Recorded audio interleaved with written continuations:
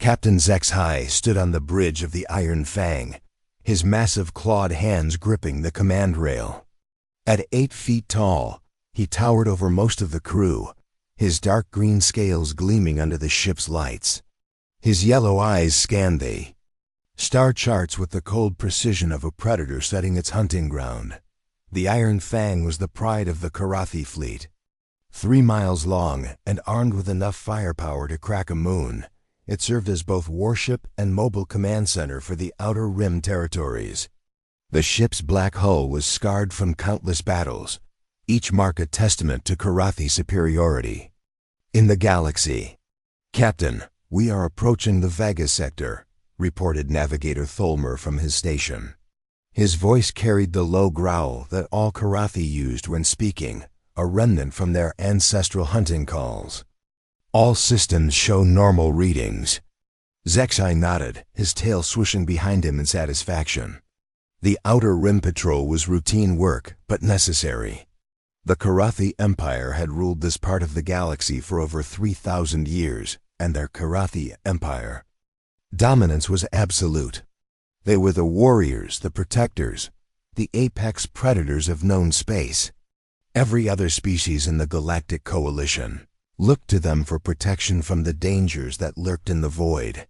The bridge fell silent, except for the steady hum of the ship's engines.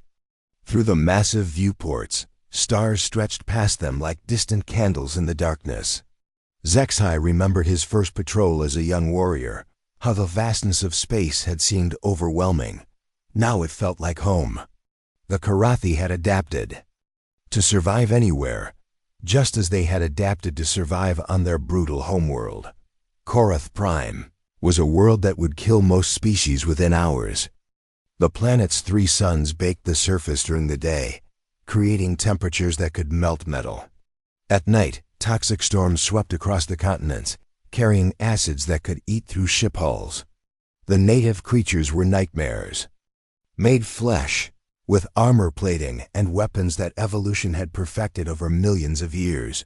Only the Karathi had survived there. Only they had grown strong enough to not just live on such a world, but to thrive. Their natural armor could turn aside claws and fangs.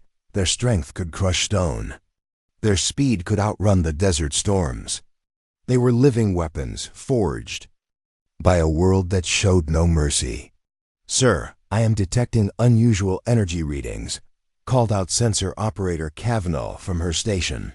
Her claws clicked against the controls as she adjusted the long-range scanners. "There appears to be a system that is not on our charts." HFY's interest sharpened. Unknown systems were rare in this part of the galaxy. The Karathi had mapped and claimed most of the habitable worlds centuries ago. "Show me the readings." The main screen flickered to life, displaying a 3-dimensional map of the local star cluster. A red dot pulsed near the edge of the display, marking the location of the energy signatures. The readings were strange, unlike anything in their databases. "Distance to the unknown system?" HFY asked. 2 days at maximum speed, Captain," Tholmer replied after checking his calculations. "What type of energy are we detecting?" Kavanaugh studied her instruments carefully. "The signatures appear to be artificial, sir. Definitely created by intelligent life. But the power output is inconsistent with any known technology." HFY felt his hunting instincts stir. An unknown species with unknown technology could be either a threat or an opportunity. The Karathi had built their empire by being the first to contact new civilizations, either conquering them or bringing them under their protection. Most chose protection once they saw what the Karathi were capable of. "Set course for the unknown system," he ordered. "Maximum speed." The Iron Fang changed direction, its massive engines pushing the ship toward the mysterious energy source. As they traveled, the crew ran through their standard protocols for first contact. Weapons were checked and loaded. Armor was inspected and polished. The warriors prepared themselves for whatever they might find. During the journey, HFY reviewed the files on recent first contacts. In the past century, The Karathi had encountered 12 new species. 7 had immediately requested protection. After seeing a Karathi warrior in full battle gear, 3 had tried to fight and been quickly defeated. 2 had proven useful enough to be granted limited independence within the Empire. All of them had been soft species from Garden Worlds. None had posed any real challenge to Karathi supremacy. It was always the same pattern. The new species would see the Karathi and realize they were looking at apex predators. They would submit, and the galaxy would become a little more orderly. "Captain, we are approaching the system," Tholmer announced. "Initial scans show 1 star with 9 planets. The 3rd planet appears to be the source of the energy readings. Put it on screen." The view screen filled with the image of a blue and green world, swirled with white clouds. At first glance, it looked like a standard garden world, the kind that produced soft species who needed protection. But as the sensor data came in, HFY began to frown. "These readings cannot be correct," muttered Science Officer Drakmer as he studied his instruments. "The atmospheric composition shows 21% oxygen. That level would be toxic to most known species. The gravity is also unusual," added Kavnal. "It reads as 1.2 times standard. Most civilizations could not develop under such crushing conditions." HFY studied the data with growing interest. High oxygen and heavy gravity were not the conditions that usually produced advanced civilizations. Most species needed carefully controlled environments to develop technology. This world seemed hostile to intelligent life. "What about the weather patterns?" he asked. Drakmer's expression grew more puzzled. "Highly unstable, Captain. The planet experiences massive storm systems that cover entire continents. Temperature variations range from deadly cold to scorching heat. The ocean currents create whirlpools that could destroy most ships. Yet there are clear signs of civilization," Kavnal added. "Energy signatures consistent with cities, transportation networks, and industrial activity. Somehow, intelligent life has not only survived on this world, but flourished." HFY felt a stirring of something he had not experienced in years. Curiosity mixed with respect. Any species that could build a civilization on such a hostile world deserved investigation. They might even prove to be worthy allies rather than subjects. "Begin. Standard first contact protocols," he ordered. "Send a message on all frequencies. Tell them we are the Karathi Empire and we come in peace. Request permission to meet with their representatives." The message was transmitted and the crew waited for a response. It came faster than expected, in a language that the ship's computers quickly translated. "Unknown vessel, this is Earth Defense Command. We have received your message and appreciate your peaceful intentions. We are willing to meet with your representatives. Please follow the navigation beacon to the designated meeting coordinates." HFY noticed that the aliens called their world Earth, and they had responded with calm professionalism rather than fear or aggression. That was unusual. Most species were either terrified or hostile when first contacted by the Karathi. "They seem organized," observed Tholmer. Their response was immediate and efficient. "Follow their beacon," HFY ordered. "Prepare a diplomatic team. I want to see what kind of species can survive on such a world." As the Iron Fang moved toward the meeting coordinates, HFY found himself genuinely curious about these humans. Their world was clearly dangerous, yet they had built a thriving civilization. They had responded to first contact with calm confidence. Rather than panic. For the first time in his long career, HFY wondered if the Karathi might be about to meet their equals. The human exploration vessel New Horizon hung in space like a small silver needle against the darkness. Captain Jake Morrison stood in the ship's command center, watching the massive alien warship approach through the view screen. The vessel was unlike anything in human records, black as space itself and bristling with weapon systems that could probably reduce a city to ash. "That thing is 3 times our size," muttered Navigator Pete Collins from his station.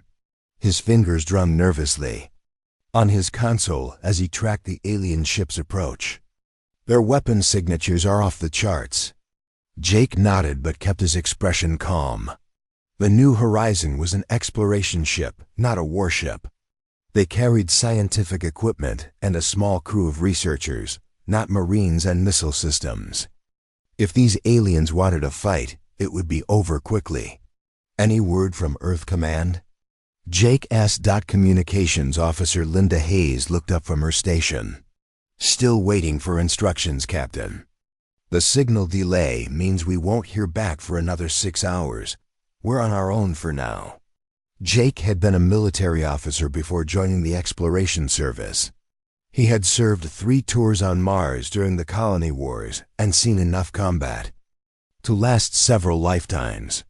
That experience told him that panicking now would help no one. The aliens had approached peacefully and requested a meeting. The best option was to respond in kind and see what they wanted. "Lisa, you ready for this?" he asked. Lieutenant Commander Lisa Bennett stood near the airlock, adjusting her diplomatic uniform. She was the ship's first officer and their most experienced negotiator. She had handled first contact with the methane breathers of Titan and the crystal entities near Jupiter. But those had been within the solar system, with Earth backup just hours away. "As ready as anyone can be for meeting 8-foot-tall reptile warriors," she replied with a grin. "The translation software is working on their language patterns. We should be able to communicate directly within the hour." Dr. Marcus Webb approached from the science section, carrying a datapad loaded with information about Earth and human civilization. As the ship's xenobiologist, he would be responsible for explaining human biology and culture to the aliens. He looked nervous but excited. "I've prepared basic information packets about our species and homeworld," Marcus said. "Nothing too detailed. Just enough to establish peaceful intentions and mutual understanding." Jake checked the time. The meeting was scheduled to take place in 1 hour at coordinates halfway between the 2 ships. Both sides would send small shuttles with diplomatic teams. It was standard procedure for first contact, designed to minimize risk while allowing face-to-face communication.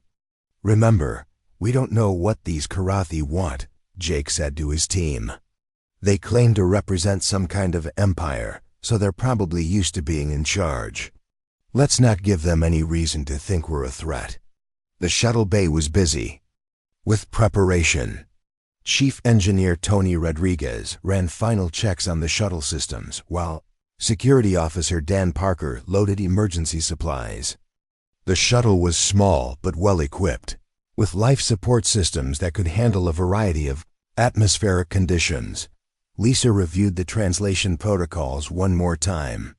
The Karathi language was complex, with multiple tones and what seemed to be emotional undertones built into the grammar. The computer had identified patterns similar to predator communication systems found in Earth's fossil record. "Interesting," Marcus commented as he read over her shoulder. "Their language structure suggests a species that evolved from pack hunters, probably apex predators on their homeworld." "Great," Dan muttered as he checked his sidearm. "We're about to have a chat with a ship full of 8-foot-tall space dinosaurs." Jake had to admit that the situation was intimidating. Humans had encountered other intelligent species before, but always within their own solar system. This was different. These aliens came from across the galaxy, representing a civilization that was clearly more advanced than anything humans had achieved. The shuttle launched on schedule, carrying Jake, Lisa, Marcus, and Dan toward the meeting coordinates. Through the small viewport, Jake could see the Karathi shuttle approaching from the opposite direction. It was larger than theirs and looked more like a military transport than a diplomatic vessel. "Here we go," Lisa said as the 2 shuttles docked together in space. The airlock cycled, and Jake felt his heart rate increase as the seals engaged. The Karathi delegation stepped through the airlock, And Jake's first impression was that they were even more impressive in person. Captain HFY filled the shuttle's main compartment, his scaled head nearly touching the ceiling. His yellow eyes swept over the human team with the intensity of a predator evaluating potential prey. Behind him came two other Karathi warriors, equally massive and intimidating. Their scales were different shades of green and brown, and all three wore armor that looked both ceremonial and functional. Jake noticed that none of them carried visible weapons, which he took as a good sign. "I am Captain HFY of the Karathi Empire," the leader said in accented but clear English. "We greet you in the name of peace and cooperation." "Captain Jake Morrison of the Earth Exploration Service," Jake replied, stepping forward carefully. "We welcome you to our system and thank you for your peaceful approach." The formal introductions continued as each side presented their diplomatic credentials. Jake was struck by how similar the process was to human military protocols. These aliens understood hierarchy and respect, which made communication easier. Lisa took the lead as the conversation moved to more substantive topics. She explained that humans were a relatively young spacefaring species, having only recently expanded beyond their home solar system. The Karathi listened with what seemed like polite interest. "Your world is called Earth?" HFY asked, his voice carrying undertones that the translator struggled to convey. "Yes, that's correct," Marcus replied. "It's the third planet in this system, where our species evolved and developed civilization. The sensor readings from your world are unusual," observed one of the other Karathi, introduced as Commander Vekthar. "The atmospheric composition and gravity readings suggest a hostile environment." Marcus looked puzzled. "Hostile? Earth is actually quite pleasant for us. The gravity and air are exactly what we evolved to handle." HFY exchanged glances with his companions. "Your data indicates 21% oxygen in the atmosphere. That level is toxic to most species we have encountered." "Toxic?" Lisa asked in surprise. "It's just normal air to us." "What do your people breathe?" "A mixture with much lower oxygen content," Vekthar explained. "Most civilized species require carefully controlled atmospheric conditions. High oxygen environments are typically found only on dangerous worlds." Jake began to realize that there might be a significant misunderstanding developing. To humans, Earth was home, comfortable, and familiar. To these aliens, it apparently seemed like a death trap. "Perhaps we should share some basic information about our respective worlds," Marcus suggested. "I've prepared data about Earth's environment, climate, and native life forms." He activated his datapad and began displaying images and statistics about Earth. The reaction from the Karathi was immediate and unexpected. Their eyes widened and their postures shifted into what looked like alert positions. "These predatory species are native to your world?" HFY asked, staring at an image of a great white shark. "Among others, yes," Marcus replied. "Earth has a very diverse ecosystem with predators adapted to every environment." "And your people coexist with these creatures?" "Well, we don't exactly coexist," Marcus said with a laugh. "We've learned to avoid the dangerous ones and handle the situations where we encounter them. It's really not that big a deal." The silence that followed was long and uncomfortable. The Karathi stared at the images of Earth's wildlife, weather systems, and natural disasters with expressions that Jake couldn't quite read. Finally, HFY spoke. "Captain Morrison, we would like to request permission to visit your homeworld. We wish to see these conditions for ourselves." Jake looked at Lisa, who nodded slightly. "That can be arranged, Captain HFY. We'd be honored to show you our world." As the meeting concluded and the shuttles prepared to separate, Jake couldn't shake the feeling that something important had just happened. The Karathi seemed genuinely shocked by the information about Earth, as if they had never encountered anything like it before. "Think they'll actually come to Earth?" Dan asked as they returned to the new horizon. "I think they will," Lisa replied thoughtfully. The question is what they'll think when they get there. Commander Vikthar stepped out of the Karathi shuttle onto the landing pad in the Amazon basin. His environmental suit sealed tight against what his sensors warned was a deadly atmosphere. The humidity readings were off the scale, and the oxygen. Concentration made his breathing apparatus work overtime to filter the air down to safe levels. Captain HFY emerged behind him, followed by 2 other Karathi warriors. All 4 aliens wore full protective gear, their natural armor supplemented with high-tech environmental suits designed for the most hostile worlds in the galaxy. They had come prepared for a death world, but nothing had prepared them for the sheer intensity of life that surrounded them. Ben Clark waited for them near the landing pad, wearing nothing but lightweight clothing, boots, and a wide hat. The human guide looked impossibly fragile compared to the armored aliens, yet he seemed completely at ease in an environment that was making their sensors scream warnings. "Welcome to Earth," Ben said with a cheerful smile. "I hope you're ready for a little walk in the woods." Vikthar's translator struggled with the casual tone. A walk in the woods? The sensor readings showed an environment filled with toxic plants, venomous creatures, and atmospheric conditions that would kill most known species within hours. Yet this human spoke as if they were going for a pleasant stroll. "You're protective. Equipment appears minimal," HFY observed, his voice muffled by his helmet's communication system. Ben looked down at his simple clothing and laughed. "Oh, this is plenty for the Amazon. The weather's actually pretty nice today. Temperature's only about 90 degrees, and the humidity is down to 80%. The Karathi exchanged glances. 90 degrees was hot enough to cook some species, and 80% humidity would drown others. Yet this human considered it pleasant weather. "Shall we get started?" Ben asked, shouldering a simple backpack. "I thought we'd take the easy trail first, just to get you used to the environment." The easy trail turned out to be a narrow path through dense jungle that would have challenged Karathi warriors even on their own homeworld. Massive trees towered overhead, blocking out most of the sunlight and creating a green twilight that seemed alive with movement. Vines hung like snares waiting to trap the unwary, and every surface was covered with plant life that looked hostile. "Watch out for that vine there," Ben said casually, pointing to an innocent-looking plant. "That's a strangler fig. If you brush against it wrong, it'll try to wrap around you."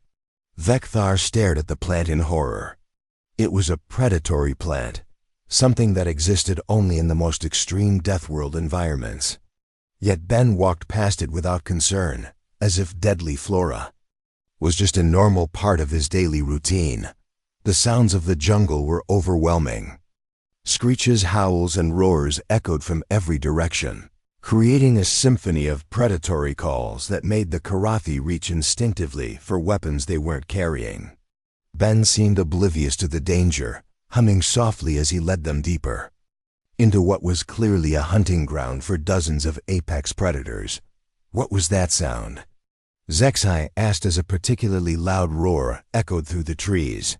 "Probably a jaguar," Ben replied without slowing down. "They're beautiful cats, but you don't want to surprise one. They can bite through turtle shells, so they'd make short work of most anything else." The Karathi stopped walking. A predator that could bite through shells was describing something that could threaten even their natural armor. Yet Ben spoke about it with the same tone he might use to discuss the weather. "This jaguar's an apex predator on your world?" Vikthar asked. "One of many," Ben said. "We've got big cats, bears, wolves, crocodiles, sharks, snakes, spiders, and a whole bunch of other things that can kill you if you're not careful. But that's just nature, you know? You learn to deal with it." The group continued walking, and the Karathi began to notice details that horrified them. Every tree seemed to harbor some form of dangerous life. Spiders the size of dinner plates sat in webs strong enough to trap small animals. Ants marched in columns that could strip flesh from bone, Colorful frogs that looked beautiful carried enough poison to kill dozens of beings. "Those frogs are rather bright-colored," observed one of the Karathi scientists. "Oh yeah, poison dart frogs," Ben said cheerfully. "The bright colors warn predators that they're toxic. Indigenous people used to use their poison on arrows for hunting. Just a tiny amount could drop something as big as a deer." Vekthar's environmental suit was working harder now, not just filtering the air, but also scanning for toxins. The readings showed dangerous levels of alkaloids, acids, and organic compounds that could dissolve Karathi armor plating. Yet Ben walked through this chemical warfare zone without protection. They came to a river, and Ben suggested they take a short boat ride to see more of the ecosystem. The Karathi reluctantly agreed, thinking that water travel might be safer than walking through the jungle. They were wrong. The river teemed with life that made their homeworld's predators look tame.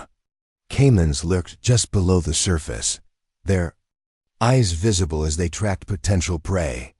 Fish jumped from the water in displays that revealed rows of razor-sharp teeth. Something large moved beneath their boat, causing ripples that suggested a creature of enormous size. "That's probably an anaconda," Ben explained when Zexai pointed at the disturbance. "They can grow to over 20 feet long and weigh as much as a small vehicle. They kill by wrapping around their prey and squeezing until it can't breathe."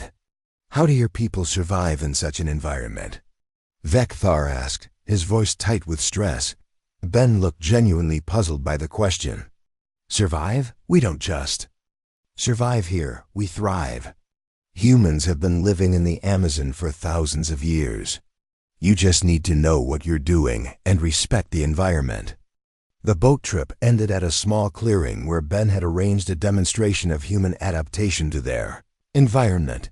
Dr. Amy Rodriguez was waiting for them, along with equipment for what she called a gentle introduction to marine biology.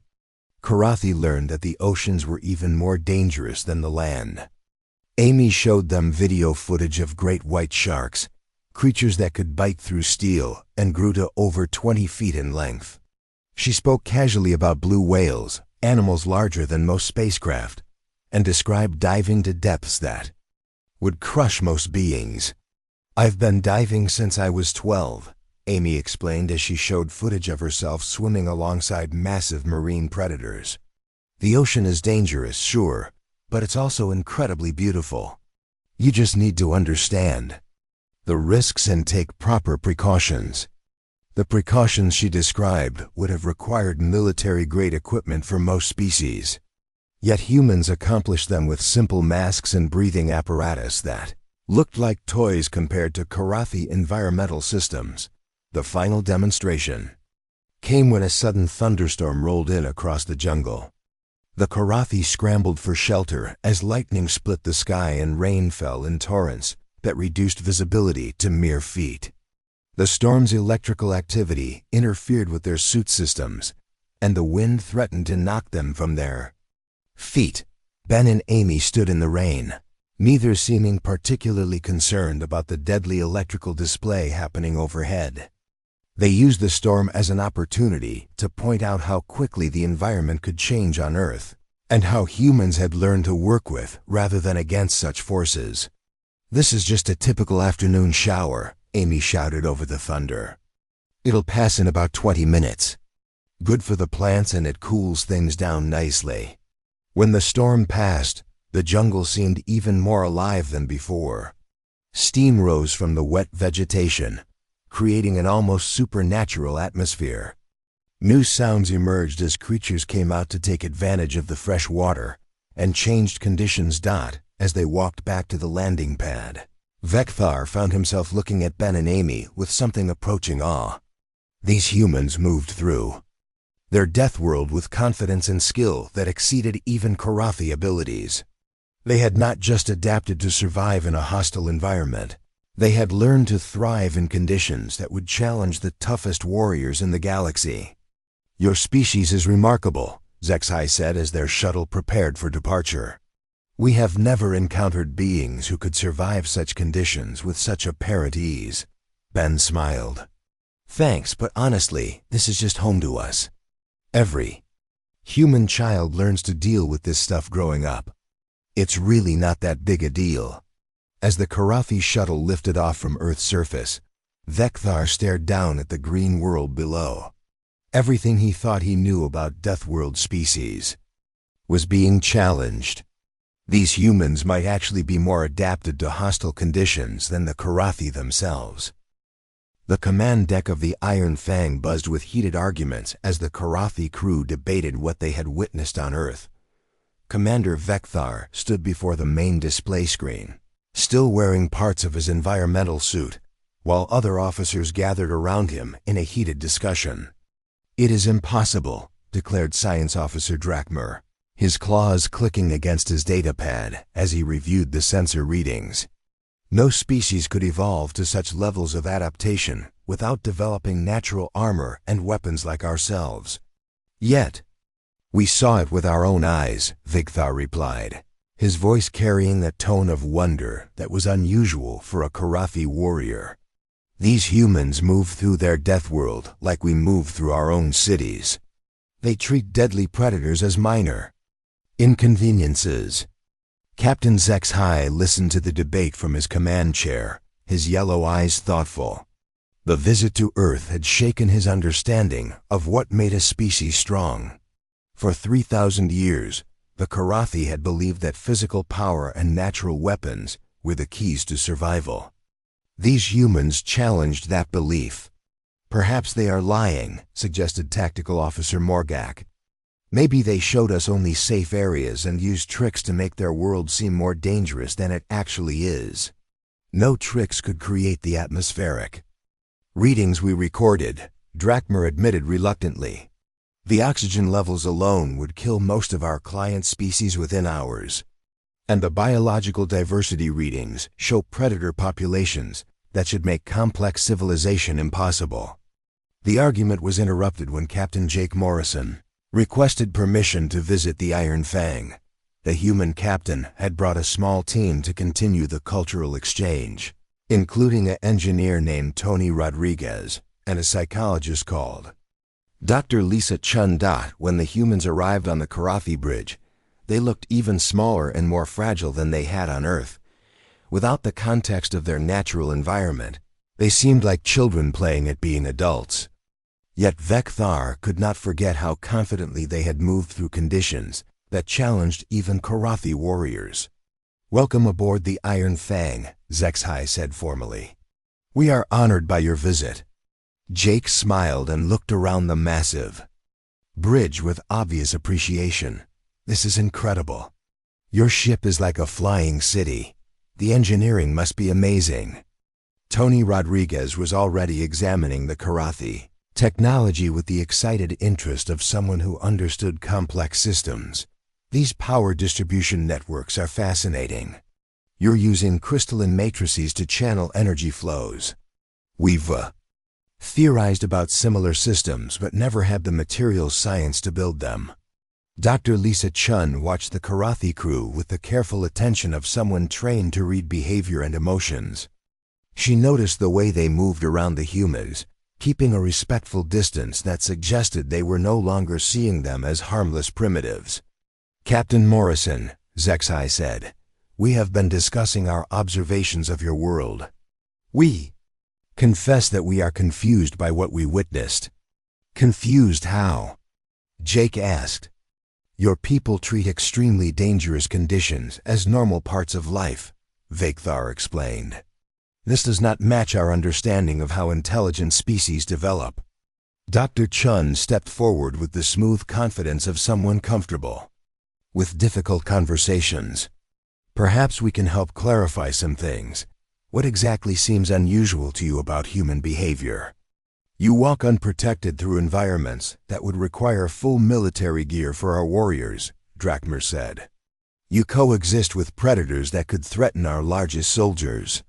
You treat atmospheric conditions that would kill most species as pleasant weather." "Ah," Dr. Chun said with understanding. "You're seeing the results of millions of years of evolutionary adaptation. Humans didn't choose to live on a dangerous world. We evolved on it." Our bodies and minds adapted to handle the challenges. She activated a portable display device and began showing comparative data about human and Karathi physiology. The information was fascinating and disturbing to the alien warriors. Human endurance capabilities exceed most known species, she explained. We can run for hours without stopping, survive in temperature ranges that would kill others, and adapt to altitude and atmospheric changes that would incapacitate most beings. But you have no natural armor, Morgak protested. No claws or fangs or other weapons. We developed different survival strategies, Dr. Chun replied. Tool use, cooperation, and most importantly, adaptability. Where you developed physical strength, we developed mental flexibility. Tony Rodriguez joined the conversation, his enthusiasm for the topic clear. We also learned to turn environmental challenges into advantages. Instead of just surviving natural disasters, we learned to harness them. He showed them examples of human technology that used Earth's dangerous forces as power sources. Geothermal plants that channeled volcanic energy, wind farms that captured hurricane-force winds, hydroelectric systems that turned floodwaters into electricity. You use your world's attempts to kill you as sources of power? ZXHY asked in amazement. Why? Fight against forces you can't control when you can work with them instead. Tony replied with a grin. Earth throws everything it has at us, so we learn to catch it and put it to work. The concept was revolutionary to the Karathi way of thinking.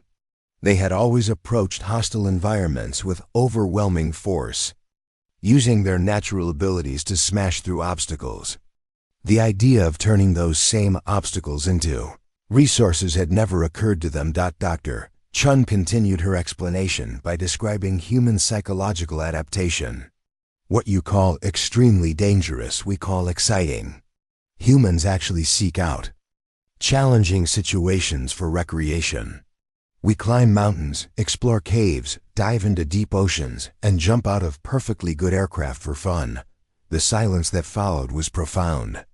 The Karathi stared at her in disbelief.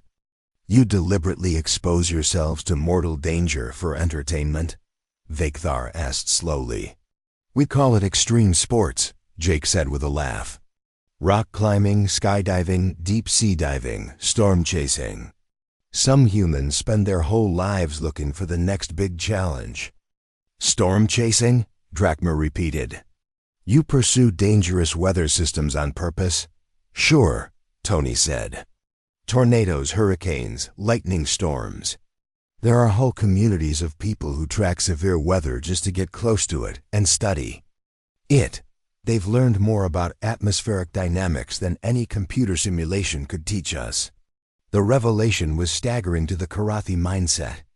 Not only did humans survive on their death world, they actively sought out its most dangerous aspects for recreation and learning.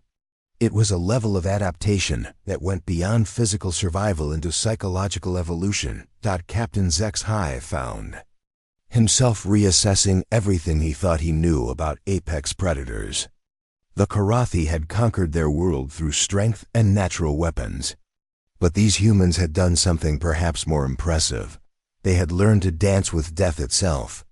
Captain Morrison, he said formally, we would like to propose a different kind of relationship than we have with other species.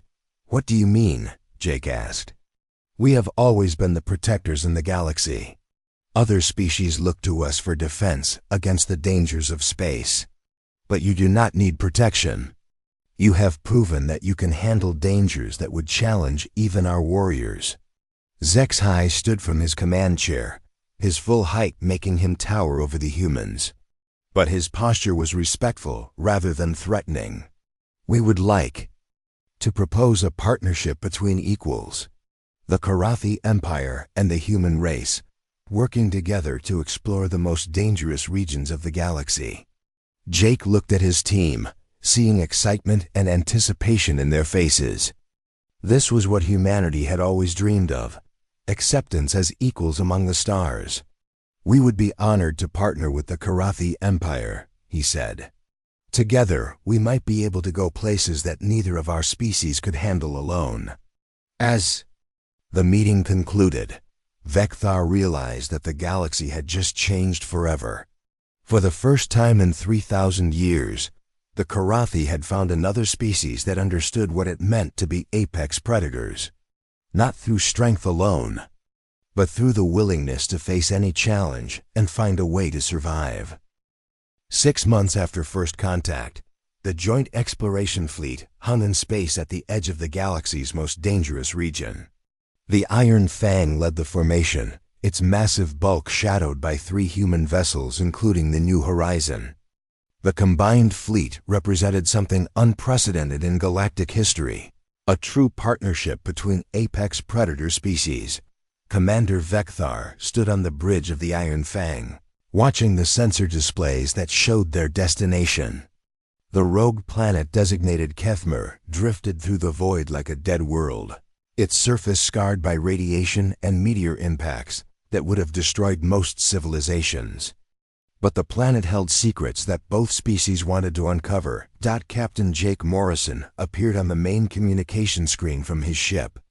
Over the past months, the human captain had become something of a legend among the Karathi crew.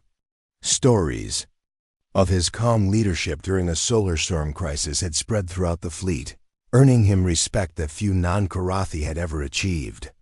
"Status report, Commander," Jake said, with the easy familiarity that had developed between the two crews. "All systems operational," Vecthar replied. "The planet's radiation levels are within acceptable limits for both our species, though barely.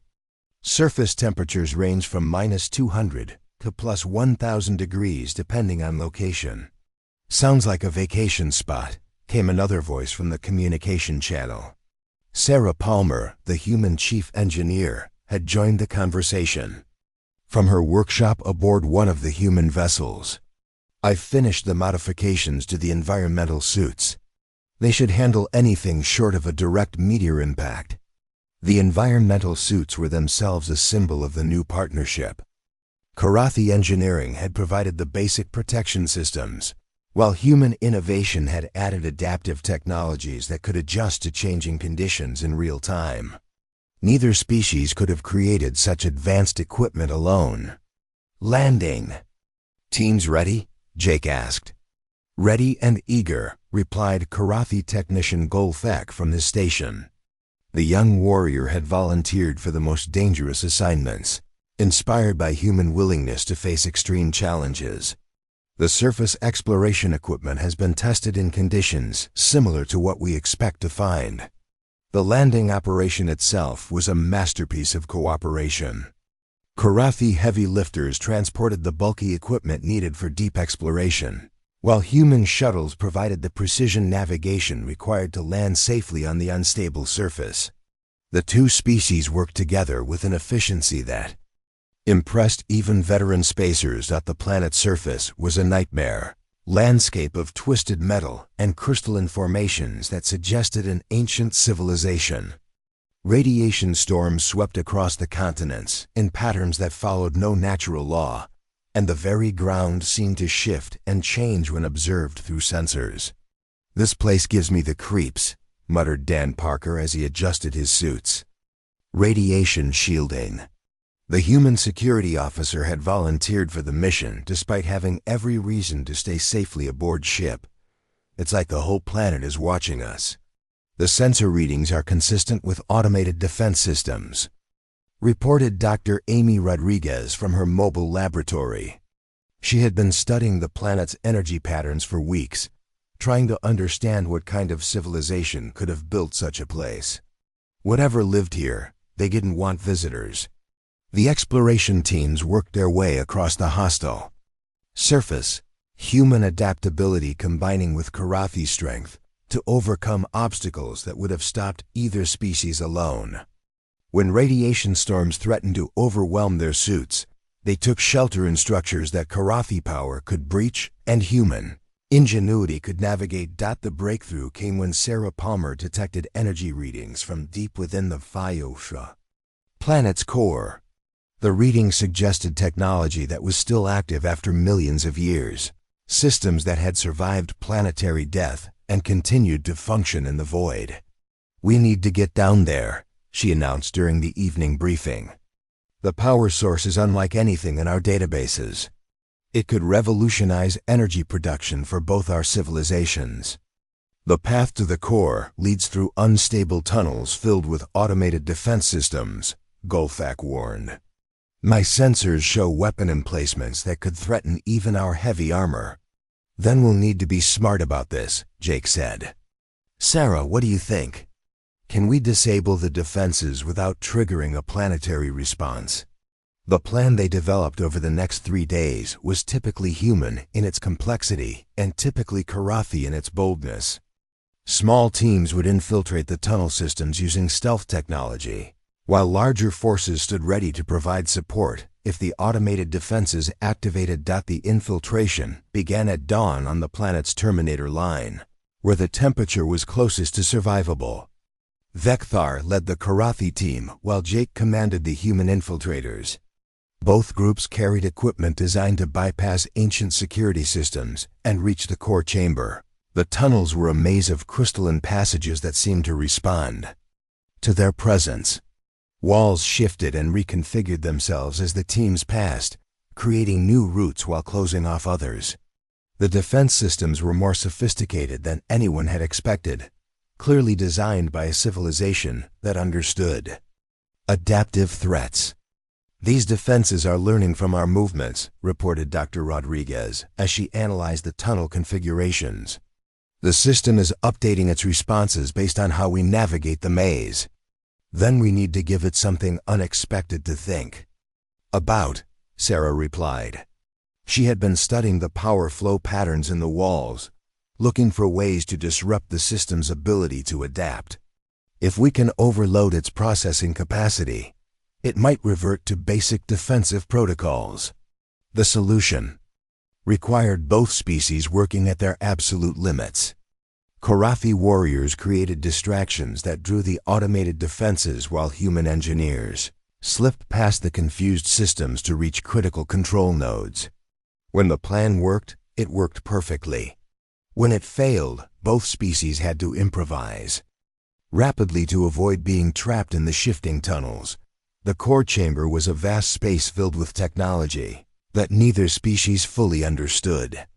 Crystalline matrices pulsed with energy that had been building for millions of years, while control systems displayed information in languages that predated known galactic civilization. But something was wrong.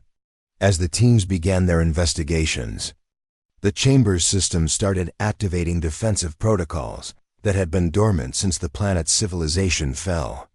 Warning lights flashed in patterns that suggested imminent danger, and the energy readings began climbing toward levels that could sterilize the planet's surface. "We need to shut this down now," Jake announced as his team's radiation detectors began screaming warnings. "Whatever this system was designed to protect, we've triggered its final safeguards. The shutdown sequence requires simultaneous activation of multiple control nodes," Sarah reported from her position at the main control panel. "Some of them are across the chamber in areas that are already flooding with lethal radiation." "I can reach the far nodes," Gulfak volunteered, his natural armor providing better protection against the rising radiation levels. "But I will need guidance to operate the controls correctly." "I'll talk you through it," Sarah replied. "We do this together or not at all."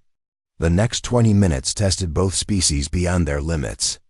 Karathi's strength and endurance allowed Gulfak to reach control nodes that would have killed humans in seconds, while human technical knowledge provided the expertise needed to operate alien systems under impossible conditions. When the shutdown sequence finally completed, the chamber fell silent except for the sound of cooling systems cycling down. The immediate danger had passed, but both teams had pushed themselves to the edge of survival. As they emerged from the planet's depths, Vekthar found himself looking at his human partners with something approaching awe. They had faced impossible odds and found a way to succeed through cooperation and determination that exceeded what either species could achieve alone. "Captain Morrison," he said as the shuttles prepared for departure, "this mission has taught me something important about the nature of strength." "What's that?" Jake asked. "True apex predators do not hunt alone. They understand that the greatest challenges require the greatest partnerships." The combined fleet left the rogue planet behind, carrying with them technology that would benefit both civilizations for generations to come. But more importantly, they carried the knowledge that the galaxy's most dangerous regions were no longer beyond their reach. As Captain Zex-High reviewed the mission reports, he smiled with satisfaction. The Karathi Empire had always been built on the principle that strength conquered all challenges. Now they had learned that strength shared was strength multiplied. The galaxy suddenly seemed smaller and far more interesting than it had been before humans entered their lives.